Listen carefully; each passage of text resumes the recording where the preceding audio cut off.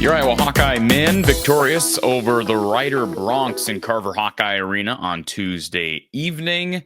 This is your post-game recap here from the Hawkeye of the Storm. And as you see across the bottom ticker, another solid performance for Iowa's stars. Peyton Sandfort with 22 points on the night in spite of just 2 of 7 shooting from three. Owen Freeman, another solid performance, 19-5.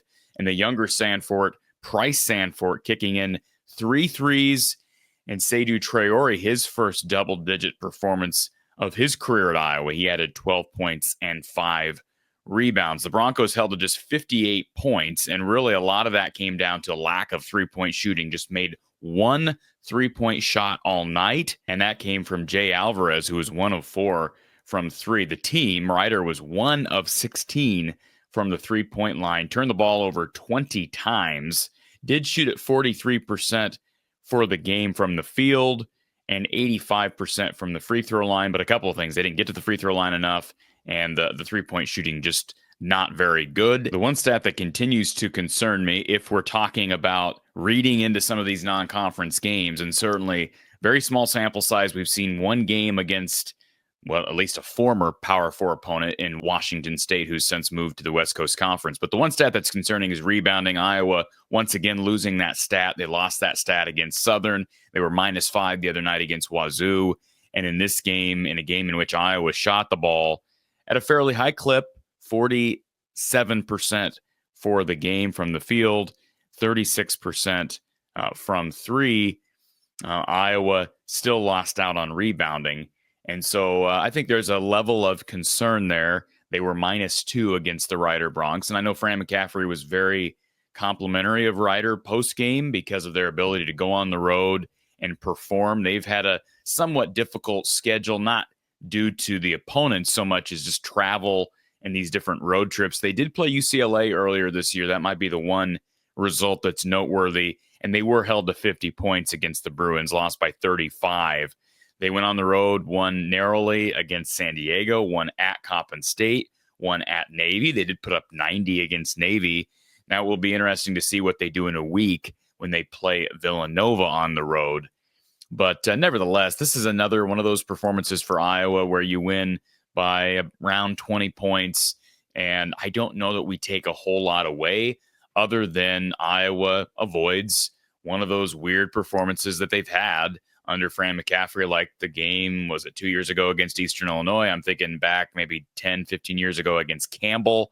There was a game against Nebraska Omaha. They almost lost a game against Gardner-Webb where they had to have a miracle comeback in the second half. So there's always a chance you go into one of these games at home and kind of sleepwalk and end up testing the waters and potentially losing or being on the ropes down the stretch.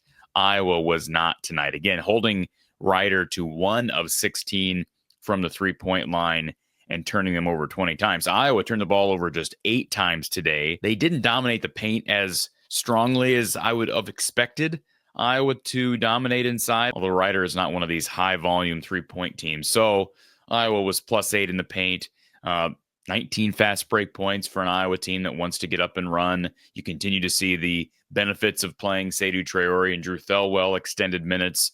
And although I thought Thelwell didn't have his best offensive performance, certainly shooting-wise, he was just 1 of 3 from the field, 0 for 1 from 3, and just finished with 2 points, had 7 assists to just 2 turnovers, and had 5 steals, played 27 minutes, yet another game in which he finishes with more minutes than the starter. Brock Harding, who didn't play poorly, had 6 points, 5 assists, 3 steals, 1 turnover. Right now, Thelwell's playing more minutes and really is coming into his own following his transfer in from Morehead State. So that's positive. Iowa continues to not get a whole lot of offensive production from Ladji Dembele, who finished with 4 points, 4 rebounds, but certainly his minutes are going to be huge, especially when Owen Freeman goes down with foul trouble. He's a big guy at 255, 6'8". So Iowa's going to have to play some form of small ball when Owen Freeman's out with Ladji at the 5, I think. We saw Seydou Traore play a few minutes at the 5. Iowa was in a zone. And, it's interesting to see what Fran can do with the athleticism of Seydou and then kind of the versatility that he describes Ladji with. And I think that's true. I think Ladji does have some versatility on the defensive end.